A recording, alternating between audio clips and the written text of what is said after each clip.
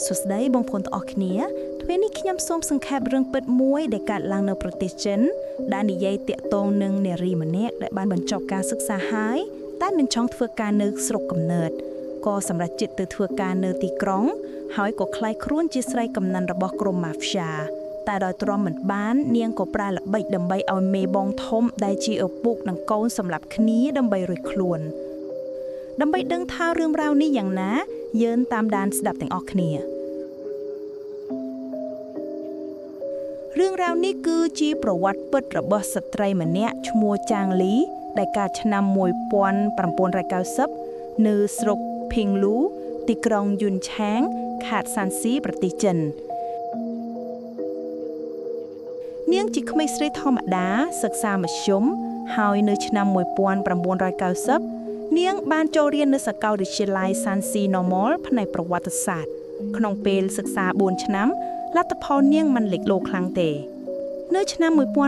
1994ពេលបញ្ចប់ការសិក្សានាងចង់ស្នាក់នៅទីក្រុងថៃយ៉នប៉ុន្តែត្រៃត្រឡប់ទៅស្រុកកំណើតដើម្បីធ្វើជាគ្រូនាងមានអារម្មណ៍សោកសៅខ្លាំងហើយសម្រេចចិត្តមិនទទួលការងារជាគ្រូបង្រៀនទេតែត្រឡប់ទៅថៃយ៉នវិញដើម្បីស្វែងរកផ្លូវថ្មីនិងឱកាសការងារនៅទីនោះនាងបានជួបមិត្តរួមថ្នាក់ម្នាក់ដែលមានគំនិតដូចគ្នាដោយមិនចង់ត្រឡប់ទៅផ្ទះវិញពួកគេទាំងពីរនាក់ក៏សម្រេចចិត្តចេញទៅរកការងារនៅទីក្រុងធំមិត្តនាងបានស្នើទៅកោះហៃណានទីក្រុងហៃគូព្រោះមានបងស្រីច្បងម្នាក់ធ្វើការនៅក្រុមហ៊ុនធំមួយ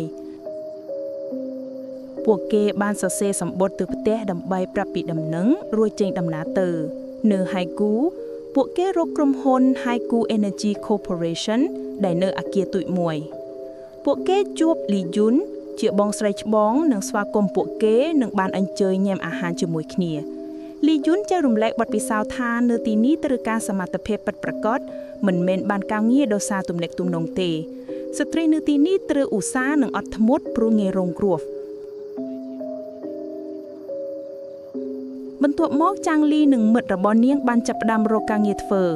នាងបានធ្វើការនៅក្រុមហ៊ុនមួយប៉ុន្តែក្រុមហ៊ុននោះជួបបញ្ហារួចក៏លាឈប់បន្ទាប់មកនាងបានធ្វើការនៅក្លឹបរួមកម្សាន្តមួយកន្លែងនៅទីនោះនាងបានជួបដោយចៃដន្យនិងចូលរួមជាមួយក្រុមម៉ាហ្វ្យាដែលដឹកនាំដោយម៉ាបាវនិងកូនប្រុសម៉ាហ្វី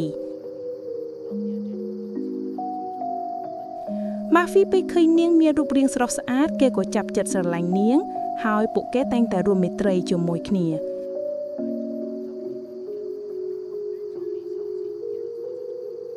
ក្រោយមកម៉ាហ្វីតែងតែវាយដំទៅលើនាងនិងគំរាមនាងថតវីដេអូស្រាតដែលធ្វើឲ្យនាងពិបាកក្នុងការដកដៃចេញពីម៉ាហ្វីដោយសារគេជាបងធំប្រចាំក្រុមម៉ាហ្វ្យា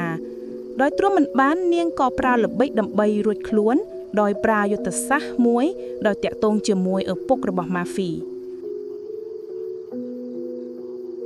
ដំបូងនាងធ្វើពុតស្ដាប់បង្គាប់ម៉ាហ្វីដើម្បីទទួលទំនុកចិត្តពេលម៉ាហ្វីចេញក្រៅនាងលបួរម៉ាបាវដែលជាឪពុករបស់ម៉ាហ្វីនិងជាមេបងធំផងនោះឲ្យរួមភេទជាមួយនាងហើយនាងបានបង្កប់កាមេរ៉ាទុកថតរូបរួចស្រេច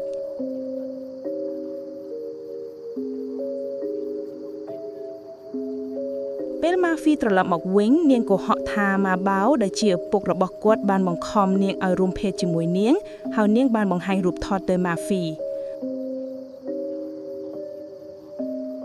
គោលដៅរបស់នាងគឺធ្វើឲ្យឪពុកនិងកូនឆ្លោះគ្នាម៉ាហ្វីខឹងឪពុកជាខ្លាំងនិងជឿនាងពេលឃើញរូបភាពនោះនាងក៏បញ្ឆេះគាត់បន្ថែមយប់នោះម៉ាហ្វីបានណាត់ឪពុកទៅឆ្នេរសមុទ្រដើម្បីញ៉ាំអាហារជុំគ្នានាងនិងម៉ាហ្វីទាំងពីរញាក់រងចាំម៉ាបាវនៅឆ្នេរសមុទ្រមុនគេ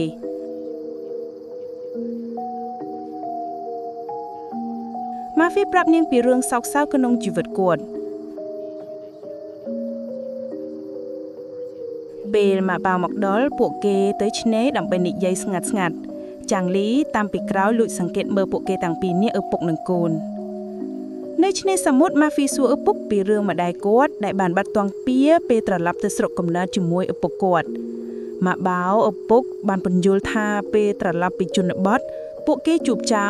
គាត់វាយតប់ជាមួយចៅតែចាញ់ ហើយចៅបានចាប់ម្ដាយគាត់ទៅហើយនាងរត់ទៅជាមួយមេចៅបាត់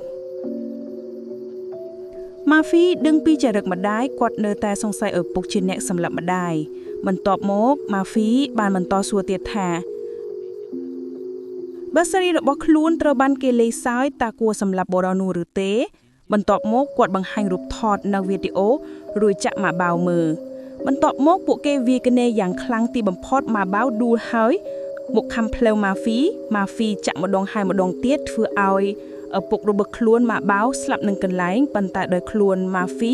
ផ្ទាល់មានរបួសធ្ងន់និងរួចក៏ស្លាប់នឹងកន្លែងផងដែរនៅមកខាងចាងលីបានឃើញហេតុការណ៍ទាំងអស់ពេលឃើញពួកគេដេកនឹងកណ្ដាលអស់ហើយនាងរត់ទៅយកវីដេអូត្រឡប់ទៅបំផ្លាញវាចោលរួចនាងទៅត្រឡប់ផ្ទះម៉ាបាវបើកទូសុវត្ថិភាពលួចយកលុយ25យួននិងមាស900ក្រាមជាដើម